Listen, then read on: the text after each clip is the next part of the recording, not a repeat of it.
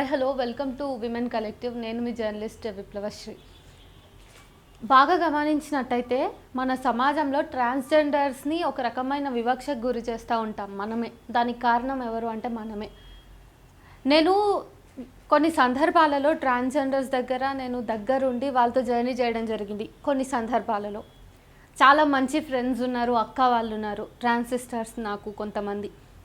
So వాళ్ళందరి దగ్గర journey చేసినప్పుడు వాళ్ళ సాధక బాధకాలు ఏంటి, సమాజం నుంచి వాళ్ళు ఎదుర్కొంటున్నటువంటి వేధింపులు ఏంటి, తర్వాత ప్రేమ పేరుతో ట్రాన్స్జెండర్లు ఎట్లా బలవుతున్నారు, ఇవన్నీ తెలుసుకున్న తర్వాత చాలా బాధ అనిపించింది.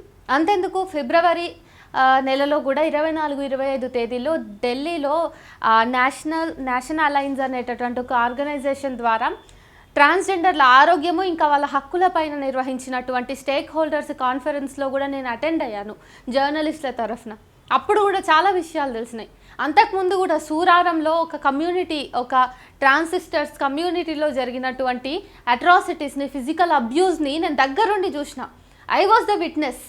సో అప్పుడు ఆ గాయాలని, ఆ తర్వాత వాళ్ళ దగ్గర జర్నీ చేసినప్పుడు వాళ్ళు చెప్పినటువంటి ప్రాథమిక సమాచారాన్ని నేను తెలుసుకున్న తర్వాత చాలా బాధ అనిపించేది, చాలా బాధ. విమెన్ కలెక్టివ్ అనే నేమ్లో ఉన్నటువంటి విమెన్ అనే పదానికి నేను ఎల్జీబీటీక్యూ కమ్యూనిటీలో ఎవరైతే మహిళగా ఉన్నారో, ఇంకా మహిళల హక్కుల కోసం ఎల్జీబీటీక్యూ కమ్యూనిటీ వాళ్ళు కూడా మాట్లాడతారు, వాళ్ళే కాకుండా పూర్తిగా అంబ్రెల్లా టర్మ్ కింద ఎల్జీబీటీక్యూని కూడా నేను విమెన్ కలెక్టివ్లో వాళ్ళ హక్కుల కోసం కూడా మాట్లాడాలి అనేది నా లక్ష్యం. విమెన్ కలెక్టివ్ యొక్క ఉద్దేశాలు, లక్ష్యాల్లో అది కూడా ఒకటి. అయితే నిన్నటి నుంచి ఒక వార్త మనం చూస్తూ ఉన్నాము. ఒక ట్రాన్స్ సిస్టర్ను నరికేసి చంపేశారు, దారుణంగా హత్య చేశారు. ఎందుకు హత్య చేశారు అంటే ప్రేమ పేరుతోనే. వాళ్ళిద్దరూ సహజీవనం చేశారు, ఉన్నంత వరకు ఉండి ఆ తర్వాత చంపేయడం జరిగింది. ఈ వార్త ఇప్పుడు న్యూస్ ఛానల్లో పదే పదే మీకు కనిపిస్తూ ఉంటుంది, ఎందుకంటే బ్రేకింగ్ న్యూస్లో కూడా ఇస్తూ ఉన్నారు. ఇది ఆంధ్రప్రదేశ్లో జరిగింది. మరీ ముఖ్యంగా ఎక్కడ జరిగింది అంటే బయ్యవరం బ్రిడ్జ్ కింద 2 కాళ్ళు 2 చేతులు దొరకడంతో ఈ కేసుకి సంబంధించినటువంటి ఆనవాళ్ళు అనేవి మనకు దొరికినాయి. ఒకసారి వార్త చదువుతా, తర్వాత నేను మీ కీలకమైన అంశాలని చెప్పాల్సిందే, అవి చెప్తా. ఏపీలో నిన్న వెలుగు చూసిన కిరాతక హత్య కేసు సంచలనం రేకిస్తుంది. బయ్యవరం బ్రిడ్జ్ కింద నిన్న 2 చేతులు 2 కాళ్ళు బెడ్షీట్లో చుట్టి ఉండడాన్ని పోలీసులు గుర్తించారు. స్థానికుల సమాచారంతో కేసు నమోదు చేసిన పోలీసులు విచారణ చేపట్టి ఆ శరీర భాగాలు ఓ హిజ్రావిగా గుర్తించారు. అనకాపల్లి డైట్ కాలేజ్ సమీపంలో ఇవాళ తల, మొండెం దొరికాయి. మిగిలిన శరీర భాగాల కోసం గాలిస్తున్నారు. హత్యకు గురైంది హిజ్రాగా నిర్ధారణకు వచ్చారు. పోలీసులు విచారణలో పలు విషయాలు వెలుగులోకి వచ్చాయి.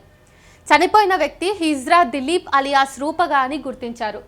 రూప బన్నీ అనే వ్యక్తితో 4 ఏళ్లుగా మునగపాక మండలం నాగులపల్లిలో హిజ్రా నివాసం ఉంటుంది. ఈ విషయాన్ని దీప తోటి హిజ్రాలకు కూడా చెప్పలేదు. చాలా కాలంగా హిజ్రా కమ్యూనిటీకి దూరంగా ఉంటుంది.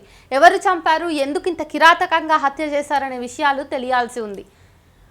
అయితే ఈ విషయంలో హిజ్రాలందరూ కూడా ముఖ్యమంత్రి దగ్గర అంటే ముఖ్యమంత్రిని కూడా డిమాండ్ చేసినారు. హిజ్రాలంతా కలిసి ఒక హిజ్రాని ఇట్లా నరికి చంపేస్తే మీరు న్యాయం చేయాలి అని చెప్పేసి. అయితే ఇప్పుడు మళ్ళీ తర్వాత జరుగుతున్నటువంటి ఏదైతే విచారణ ఉందో అందులో తెలిసింది ఏంటంటే, ఎవరైతే బన్నీ అనే అబ్బాయి ఉన్నాడో, ఎవరైతే ఈ రూపతోటి సహజీవనం చేస్తున్నాడో 4 ఏళ్ల నుంచి, ఆ వ్యక్తే చంపేసిండు అనేటటువంటి ఒక డౌట్ అనేది ఇప్పుడు పోలీసులకు వచ్చింది. అయితే ఇంకా పూర్తి స్థాయి విచారణ జరిగి నిజానిజాలు బయటపడాల్సి ఉండగా ఇప్పుడు మనం మాట్లాడుకోవాల్సిన అంశం ఏంటి? మీరు చాలా వరకు చూడొచ్చు, హిజ్రాలు లేదా చెక్క, 0.5 ఇలాంటి పదాలన్నీ మనం తిట్టడానికే ఉపయోగిస్తాం మన సమాజంలో. అంతేకాకుండా సిగ్నల్స్ దగ్గర అక్కడ ఇక్కడెక్కడైతే మనకి హిజ్రాలు కనిపిస్తారో అప్పుడు మనం వాళ్ళని చీదరించుకుంటాము, వివక్ష చూపిస్తాం. కానీ కొంతమంది ఉంటారు, హిజ్రాలను ప్రేమ పేరుతోటి వెంబడిస్తారు, పెళ్లి చేసుకుంటామంటారు, నీతోటే నా జీవితం అంటారు.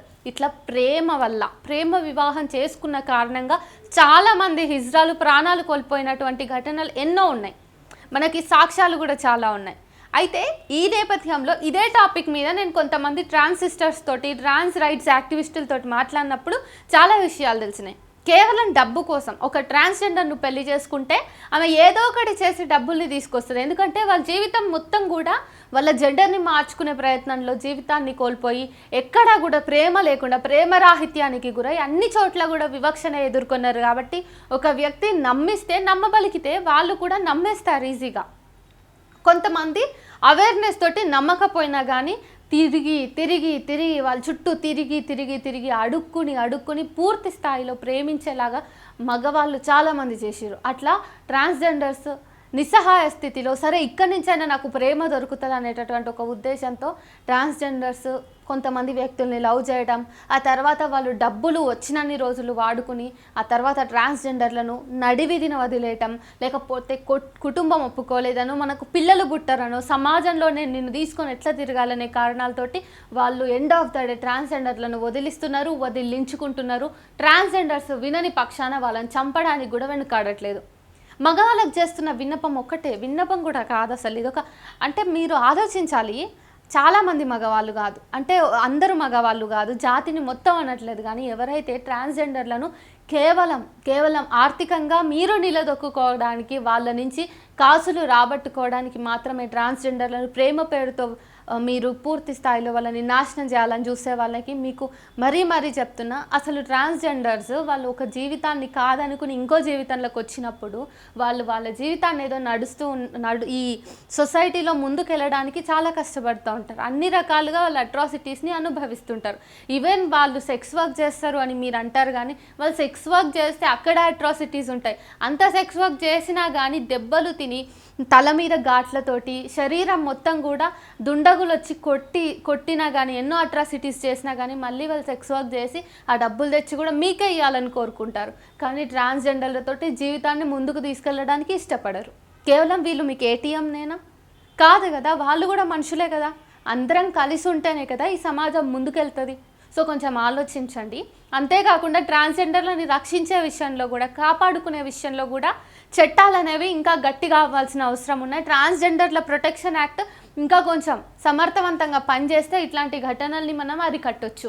కాబట్టి పోలీసు వ్యవస్థ కానీ, ఇటు రాజకీయ నాయకులు కానీ, అంటే ప్రభుత్వాలు కూడా ట్రాన్స్జెండర్లకి తగినంత ప్రోత్సాహం అందిస్తూనే వాళ్ళకి ఎట్లాంటి అట్రాసిటీస్ జరగకుండా వాళ్ళని కాపాడాల్సిన బాధ్యత మీ మీద కూడా ఉందని చెప్తూ ఉన్నాను.